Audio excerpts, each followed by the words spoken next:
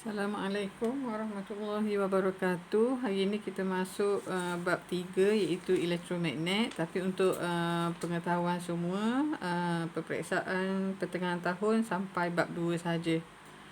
Okey, untuk bab 3 ni, tajuk elektromagnet, kalau kita perhatikan pada tajuk dia, elektro dan magnet. Okey, elektro tu merujuk pada elektrik, magnet lah. Okey, jadi 3.1 ni kita masuk kepada tajuk kesan medan magnet pada suatu konduktor pembawa arus. Okey, kesan medan magnet pada suatu konduktor pembawa arus. Okey, apa yang perlu kita tahu? Yang pertama adalah maksud medan magnet. Okey, kalau biasanya kalau kita pergi ke satu tempat tu, katakan dilabelkan dengan medan selera. Jadi medan selera ni tempat makan lah. Jadi kalau medan magnet ni tempat juga, kawasan di mana di sekitar suatu magnet ataupun konduktor yang membawa arus, di mana satu daya magnet akan bertindak kepada suatu bahan magnet. Okey, lebih mudahnya kawasan yang mengenakan daya magnet lah. Okey. Medan magnet ni terdiri daripada garis magnet ataupun dipanggil juga flux magnet. Okey, garis-garis magnet ni kita akan buat garisan yang ada anak panah lah. Nanti dia ada arahan dia macam mana kita nak lukis garis-garis magnet ni. Okey, arah medan magnet adalah arah daya magnet yang bertindak pada kutub utara yang bergerak dalam medan magnet itu. Okey, teras besi lembut ialah teras besi yang tulen. Maknanya dia besi je lah. Dia tak bercampur dengan logam lain. Dia bukan bermaksud besi tu lembut. Okay, tapi besi tu adalah besi yang tulen. Okey. Apa itu elektromagnet? Tadi kita tengok medan magnet. Okey, elektromagnet. Okey, elektromagnet adalah magnet yang terhasil apabila satu teras besi lembut dililitkan dengan gegelun dawai yang bertebat dan arus mengalir melalui gegelun dawai bertebat tersebut. Okey. Jadi magnet yang terhasil bila kita kita ambil satu teras besi lembut tadi, kita lilitkan dengan dawai yang ada arus mengalir lah. Okey, jadi magnet tadi dihasilkan apabila terdapatnya elektrik lah. Okey, elektromagnet ni juga dikenali sebagai magnet sementara. Maknanya ada arus dia jadi magnet, kalau tiada arus maka dia hilang sifat magnet dia. Okey, bagaimana kita nak mengkaji corak-corak dan arah medan magnet ni? Dia bergantung kepada bentuk konduktor yang di mana arus mengalir tadilah. Okey. Apabila arus mengalir melalui suatu konduktor, medan magnet akan terhasil di sekeliling konduktor tersebut. Maksud konduktor ni contohnya dawai. Okey, apa-apa yang boleh mengalirkan elektrik lah. Contohnya paku besi. Okey, jadi kalau kita alirkan arus, maka konduktor tadi akan bersifat magnet, maka dia akan menghasilkan medan magnet di sekeliling dia lah. Okey. Corak medan magnet yang terhasil ni bergantung kepada bentuk konduktor. Okey, corak medan magnet diwakili oleh garis-garis medan magnet. Okey, semakin rapat garis yang kita lukis tu menunjukkan kawasan tersebut mempunyai medan magnet yang kuat lah. Maknanya kalau kita lukis tu pastikan betul lah. Kalau kita buat jauh-jauh garis medan magnet, menunjukkan medan magnet di kawasan tersebut lemah. Okey, kalau padat maksudnya kuat medan magnet dia. Kalau jauh-jauh maksudnya kekuatan medan magnet dia lebih lemah. Okey, arah medan magnet pula bergantung kepada arah arus. Okey, arah medan magnet bergantung kepada arah arus yang mengalir dalam konduktor tersebut. Okey, arah medan magnet dapat ditunjukkan oleh arah pesongan jarum kompas yang diletakkan di sekitar konduktor tersebut. Kalau kita ada kompas, kita boleh guna kompas. Kalau dawai lurus, kita boleh menggunakan satu petua yang dinamakan petua genggaman tangan kanan. Okey, katakan depan ni kita ada satu marker pen ni. Okey. Katakan arah arus bergerak daripada bawah ke atas. Okey, kita ambil genggaman tangan kanan. Ambil tangan kanan lah. Ambil tangan kanan, kita genggam. Okey, apabila kita genggam ni, ibu jari kita menunjukkan arah arus. Maknanya arus bergerak ke atas. Okey, manakala jari kita ni menunjukkan arah medan magnet. Okey, kalau kita tengok di sini, arah medan magnet bergerak lawan jam. Okey, kalau arus ke bawah pula, jadi ibu jari kita ke bawah, maka pusingan lingkaran tangan kita ni mengikut jam. Jadi arah medan magnet ni berubah bergantung kepada arah arus. Jadi kena ingatlah, ini kita guna petua genggaman tangan kanan.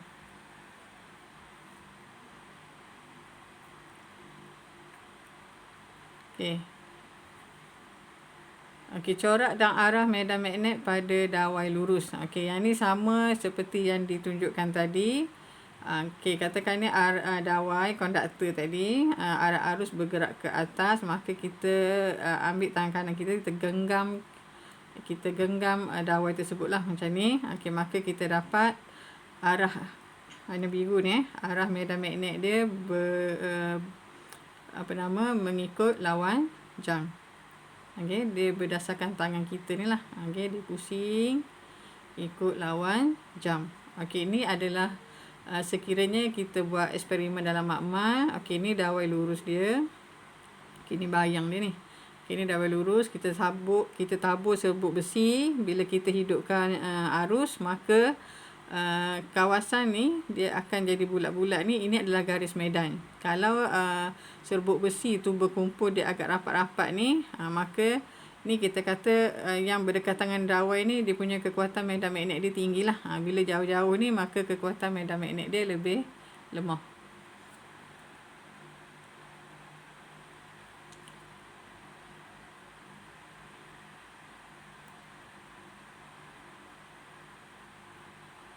Okey, corak medan magnet yang terhasil pada dawai lurus yang membawa arus ialah bulatan-bulatan sepusat. Okey, kalau kita guna petua genggaman tangan kanan tadi, kita boleh nampaklah dia bergerak ikut jam ataupun lawan jam. Okey, jadi arah medan magnet yang terhasil ni bergantung pada arah arus. Jika arah arus disongsangkan, maka arah medan magnet juga disongsangkan. Katakan ke atas tadi ikut jam, lawan jam. Maka kalau arah arus ke bawah, maka dia akan jadi arah medan magnet tadi akan bertukar kepada ikut jam lah. Okey, yang ni tiada arus mengalir, maka kompas ni akan tunjuk ke arah utara. Semua jarum ke atas lah. Okey, dia tunjuk arah utara. Yang ni lawan jam. Jadi secara automatik kalau kita letak kompas ni, jarum-jarum kompas ni akan berubah dia punya arah putaran dia lah. Okey, membentuk satu bulatan macam ni. Okey, yang ni pun kita akan tunjuk dalam makmal lah.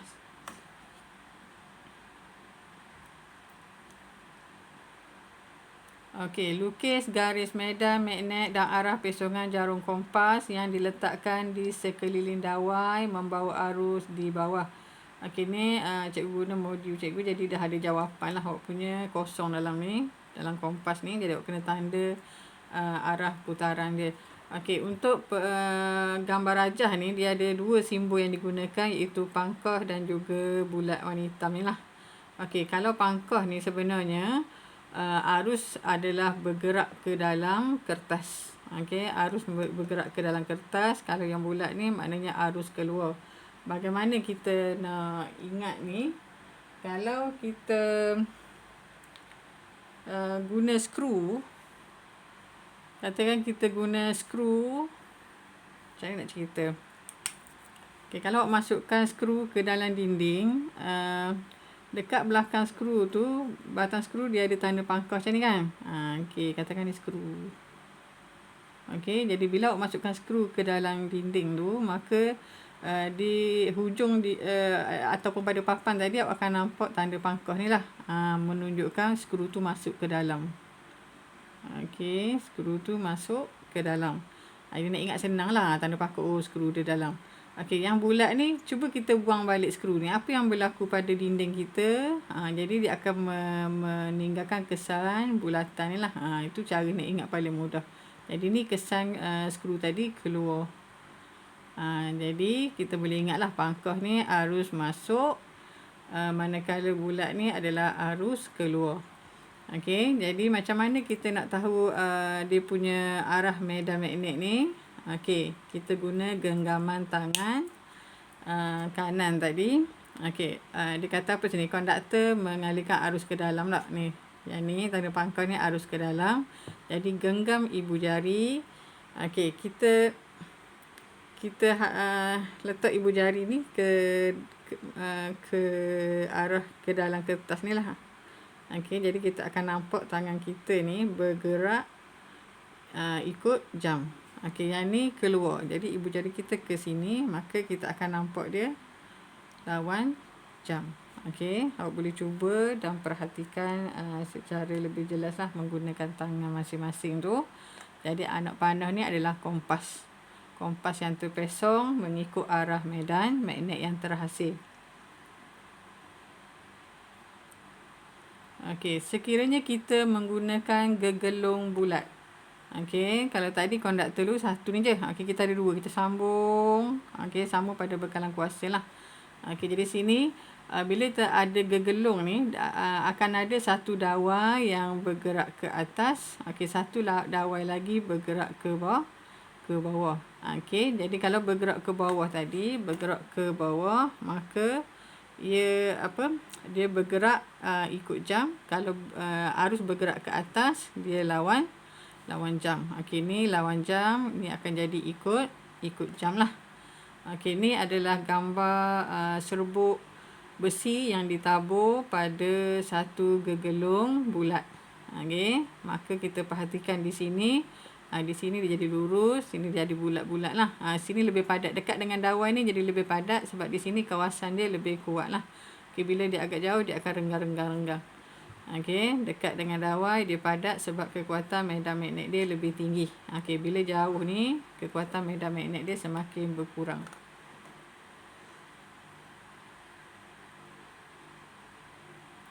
Okey, lukis garis medan magnet dan arah medan magnet yang terhasil pada gegelung bulat yang membawa arus.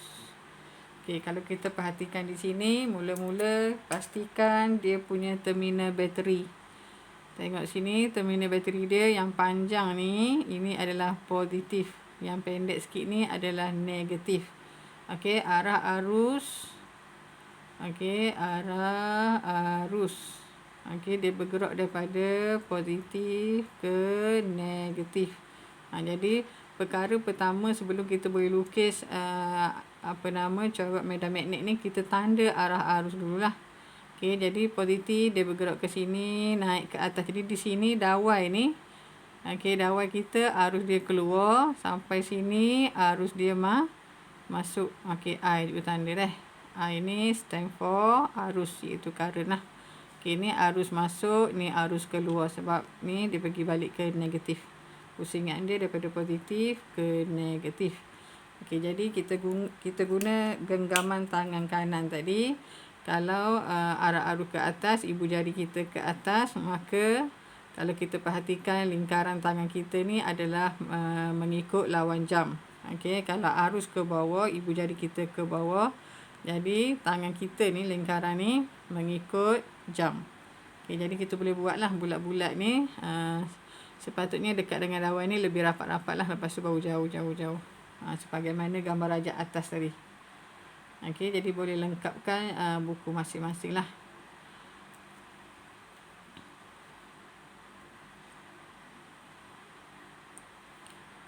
Okey, corak dan arah medan magnet pada solenoid.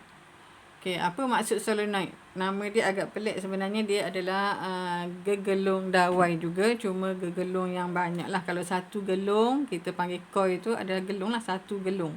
Okey, bila gelung tu ada banyak, bergelung-gelung, maka nama dia jadi solenoid. Okey, ni ada 1, 2, 3, 4, 5. Okey, maka nama dia bertukar lah. Dia tak panggil gelung, dia panggil solenoid. Okey, solenoid ni adalah satu gegelung dawai yang dililit pada arah yang sama dalam bentuk silinder lah, sebagaimana rajah tu. Okey, corak medan magnet yang terhasil oleh solenoid serupa dengan corak medan magnet bar. Okey, kalau kita guna medan magnet bar, kita akan dapat bentuk corak dia macam ni lah. Tengah ni straight, lepas tu ada lingkaran dekat tepi ni. Okey, jadi lingkaran ni bergantung kepada arah arus tadi lah, masuk ke keluar. Okey, kekutuban medan yang dihasilkan oleh solenoid dapat ditentukan menggunakan genggaman tangan kanan, tapi dia punya function dia berubah lah. Kalau sebelum ni kita kata ibu jari kita adalah arah arus, lingkaran ni, lingkaran pada tangan kita ni adalah arah medan. Okey, tapi untuk solenoid, bila kita genggam jari kita tu, ibu jari dia jadi arah utara. Okey, manakala lingkaran jari kita ni dia akan jadi arah arus yang mengalir pada solenoid tadi. Okey, kalau kita perhatikan di sini, ni jadi ibu jari awak ni dia akan tunjuk arah utara. Ini tangan kita ni pastikan kita ikutlah dia punya arah arus pada dawai. Okey, jadi bila arah dia sama ni, maka ibu jari ke sini, maka hujung gegelung ni akan jadi utara. Di sini secara automatik jadi pasangan yang berlawanan dengan dia lah, selatan. Okey. Tengok jari ni, arah dia mesti sama dengan gegelung ni lah. Jadi ibu jari menunjukkan arah utara. Masih lagi petua genggaman tangan kanan, cuma ibu jari menunjukkan arah utara untuk solenoid sahaja. Okay, kita pergi kepada yang berikutnya, faktor-faktor yang mempengaruhi kekuatan medan magnet bagi sesuatu elektromagnet. Okey, magnet yang dihasilkan apabila ada arus yang mengalir pada sesuatu konduktor. Okey, apa faktor-faktor dia? Yang pertama adalah bilangan lilitan solenoid. Semakin bertambah bilangan lilitan, semakin bertambah kekuatan medan magnet yang terhasil. Okey, katakan solenoid tadi kita guna bilangan lilitan dia 10. Satu lagi kita guna 50. Jadi yang 50 tu dia punya kekuatan medan magnet dia lebih tinggi, maka corak medan magnet yang terhasil tu dia lebih banyaklah, lebih rapat-rapat. Okey, yang seterusnya magnitud arus yang mengalir. Semakin bertambah magnitud arus, semakin bertambah kekuatan medan magnet. Sebab tajuk elektromagnet ni ada arus, barulah dia menghasilkan medan magnet. Jadi kalau arus yang kita alihkan tu besar, maka kekuatan medan magnet pun akan bertambah lah. Okey, yang seterusnya ketebalan dawai. Semakin bertambah ketebalan dawai, semakin bertambah medan magnet yang terhasil. Sebenarnya poin yang ketiga ni dia berkait dengan poin yang kedua. Sebab bila ketebalan dawai ni bertambah, diameter dawai bertambah, maka arus yang mengalir lebih tinggi. Sebab apa arus mengalir lebih tinggi? Sebab rintangannya berkurang. Kalau kita belajar sebelum ni, faktor-faktor yang mempengaruhi rintangan kan. Okey, dawai yang tebal ni rintangan dia rendah, maka arus dia lebih besar. Jadi dia sebenarnya berkait dengan poin yang kedua tadi lah. Arus bertambah, maka kekuatan medan magnet pun bertambah. Maka di sini statement ni, semakin bertambah ketebalan dawai, maka semakin bertambah kekuatan medan magnet yang terhasil. Okey, yang seterusnya bentuk teras besi. Okey, teras besi yang berbentuk U lebih kuat lah. Dia punya medan magnet berbanding teras besi yang lurus. Okey, yang seterusnya menggunakan teras besi lembut. Apa maksud teras besi lembut tadi? Teras besi tulen yang tak bercampur dengan logam lain lah. Okey, teras besi lembut. Okey, kekuatan medan magnet akan bertambah jika solenoid tadi dililitkan pada suatu teras besi lembut. Kalau kita guna logam lain, dia masih lagi dapat menjadi elektromagnet, tapi dia tak sekuat teras besi lembut lah. Sebab apa teras besi lembut ni dipilih? Sebab dia mudah dimagnetkan dan dia juga mudah dinyah magnetkan lah. Maknanya dia mudah bertukar menjadi magnet. Kalau kita offkan arus tadi, kita putuskan bekalan arus, maka dia boleh hilang sifat magnet tadi. Okay. Mudah dimagnetkan dan mudah dinyah magnetkan. Okay, itu sifat bagi teras besi lembut. Okey, eksperimen ni kalau kita berkesempatan buka sekolah nanti, kita boleh buat lah. Okey, mengkaji faktor yang mempengaruhi kekuatan elektromagnet. Okey, yang kita buat 2 eksperimen. Biasanya satu arus, satu lagi bilangan lilitan lah. Okey, kita nak tengok yang pertama ni faktor arus, okey, terhadap kekuatan elektromagnet. Okey, sebenarnya semakin bertambah arus elektrik, semakin bertambah kekuatan elektromagnet. Okey, ni sama dengan nota kita atas tadi lah. Jadi kita boleh uji dia, betul ke hipotesis ni? Okey, betul ke semakin bertambah arus, semakin bertambah kekuatan elektromagnet? Okey, jadi bagaimana kita nak tunjukkan kekuatan elektromagnet tu, sebab dia tiada alat pengukur, jadi kita boleh gantikan definisi secara operasi dia dengan mengira bilangan klip kertas yang ditarik lah, ataupun jarum peniti pun kita boleh guna. Semakin banyak klip kertas yang ditarik tu menunjukkan kekuatan elektromagnet dia bertambah lah. Okey, maknanya medan magnet yang terhasil tu kuat. Okey, maka banyaklah dia boleh tarik. Okey, manipulasi dia arus, yang bergerak balasnya adalah bilangan klip yang ditarik, yang dimalahkan adalah bilangan lilitan. Kenapa yang dimalahkan ni kita letak bilangan lilitan? Sebab bilangan lilitan ni juga adalah faktor yang mempengaruhi kekuatan elektromagnet. Jadi kalau kita nak uji arus, jadi faktor-faktor lain kita kena tetapkanlah, kita kena malarkan supaya tidak kacau kita punya result eksperimen. Okey, senarai radas dia, apa yang kita perlukan, teras besi lembut. Okey, kita guna besi paku besi biasa pun boleh. Okey, kita lilitkan dengan dawai kuprum. Okey, bila kita lilit dawai kuprum tu, dia akan jadilah solenoid. Okey, solenoid ni adalah gegelung yang banyak je lah. Okey, gegelung konduktor tadi yang banyak, maka nama dia solenoid. Okey, kita ada ammeter. Sekiranya ada ammeter, kita mesti ada rheostat lah. Sebab rheostat ni untuk mengawal rintangan. Jadi secara automatik dia akan mengubah nilai arus yang mengalir pada solenoid kita. Okey, kaki ritot, bekalan kuasa, lilitan dawai kuprum iaitu solenoid tadi, dan juga dawai penyambung. Okey, kalau kita lihat dalam bekas tu, dia guna klip kertas. Nak guna jarum peniti pun boleh. Jadi kita boleh hidupkan bekalan kuasa. Okey, katakan arus kita 1 ampere. Okey, kita tengok berapa bilangan klip kertas yang lekat. Katakan 2. Okey, lepas tu kita tambah lagi bilangan arus. Okey, kita bilang balik berapa bilangan klip kertas yang terlekat.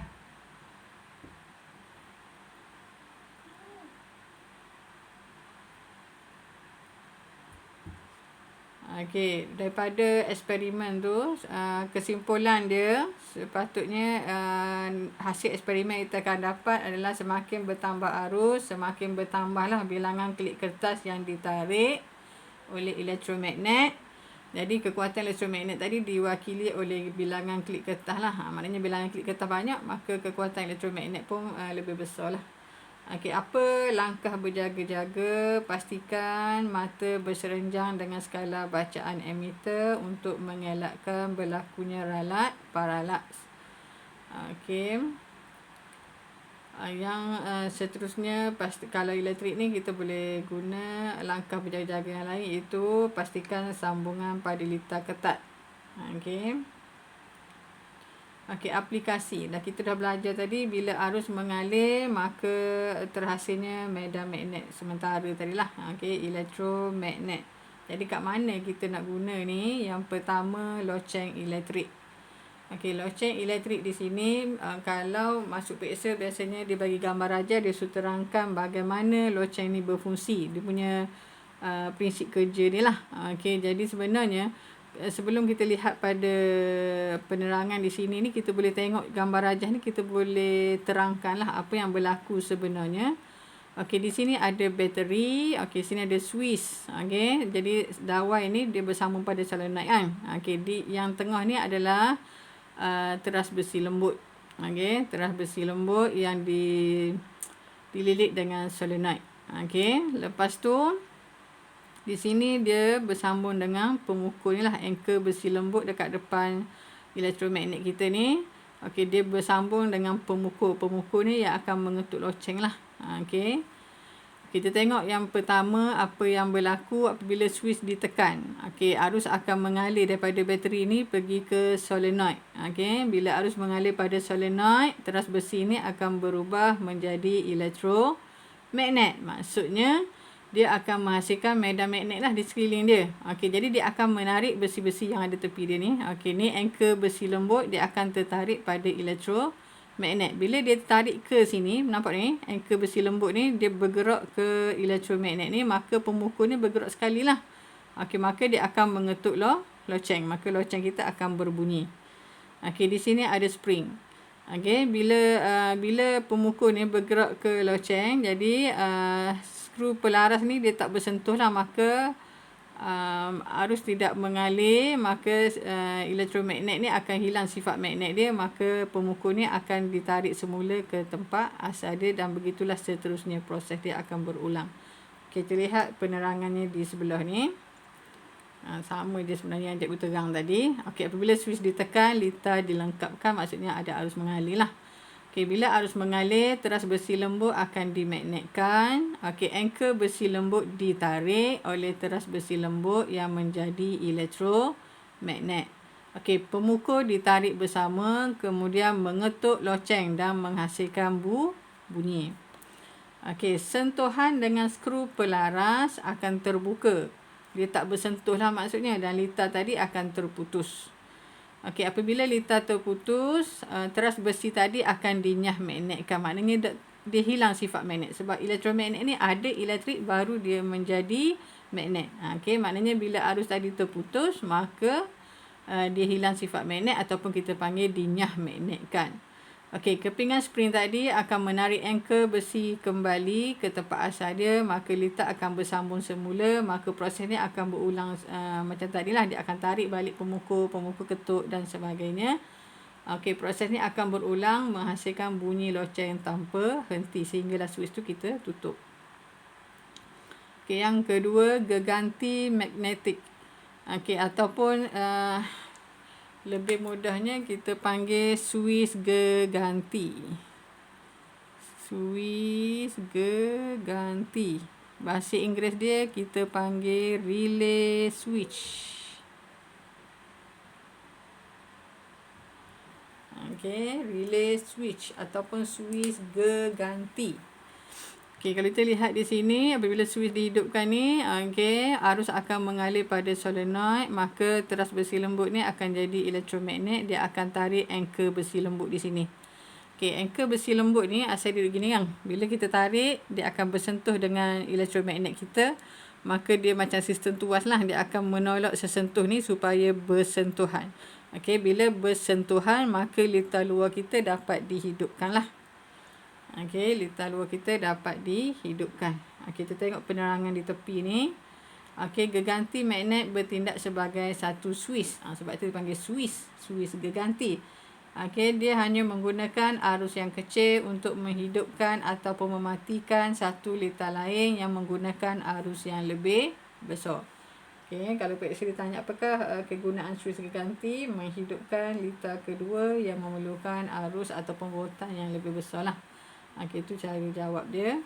Okey, apabila switch yang pertama ditekan tadi, arus mengalir dalam solenoid, teras besi lembut akan dimagnetkan, anchor besi lembut ditarik, bersentuhan di antara satu sama lain, maka litar luar tadi akan dilengkapkan dan dihidupkan lah. Okey. Yang ketiga, cuping telinga telefon ataupun speaker yang awak guna itulah, bagaimana dia boleh menghasilkan bunyi dan sebagainya tu. Kita tengok sini. Okey, dalam ni dia ada solenoid yang disambung pada teras besi lembut tadi. Di depan speaker ataupun cuping telinga telefon tu dia ada diafragma besi lembut besi. Jadi dia akan tertarik pada elektromagnet tadilah. Ada arus mengalir, dia akan tarik teras besi lembut ni. Dia akan tarik diafragma besi lembut. Okey, dia akan tarik ke arah elektromagnet ni lah. Okey, cuba tengok sini. Kesan magnet yang terhasil sentiasa menarik diafragma besi lembut yang dipasang di hadapan teras besi lembut tersebut. Okey, apabila kita bercakap melalui mikrofon, telefon tadi, okey, yang kita bercakap tu adalah tenaga bunyi. Okey, jadi bila masuk dalam telefon awak tu, dia akan tukarkan kepada tenaga bunyi tadi kepada arus elektrik yang mempunyai magnitude yang berubah-ubah lah. Dia ada frekuensi dia. Okey, apabila arus yang berubah-ubah itu mengalir melalui solenoid, maka arus ini akan menghasilkan elektromagnet. Ada arus, dia jadi magnet kan. Jadi dia menghasilkan elektromagnet lah. Di mana magnet yang elektromagnet yang terhasil tadi sentiasa berubah-ubah kekuatannya. Okey, diafragma ni akan bergetar akibat tarikan yang berubah-ubah mengikut frekuensi bunyi tertentu lah. Okey, getaran diafragma ini akan menyebabkan zarah-zarah udara di hadapan speaker tadi dimampakkan dan diregangkan, seterusnya menukarkan balik isyarat elektrik tadi kepada gelombang bunyi. Jadi gelombang bunyi yang terhasil tu frekuensinya sama dengan frekuensi sebelum lah. Jadi kalau cakap hello, orang lain pun dengar hello lah. Tak bunyi lain. Sebab frekuensinya sama, getaran dia sama lah. Okey, yang keempat adalah alat pemutus litar. Yang kelima adalah kren elektromagnet. Okey, kalau awak tengok sini, kren elektromagnet ni biasanya dekat bengkel kereta buruk ke apa ke yang nak dilupuskan tu. Okey, dia kren ni dia akan sambung dengan kabel elektrik lah. Jadi teras besi lembut ni, bila dialihkan elektrik dengan arus yang besar, maka dia akan menjadi elektromagnet yang sangat kuat. Maka dia boleh menarik semua sisa-sisa logam lah. Okay, dia akan melekat, lepas tu dia akan alihkan ke tempat lain dan dia tutup arus tadi, maka dia hilang sifat magnet, maka besi-besi tadi akan dijatuhkan di tempat yang kita perlulah.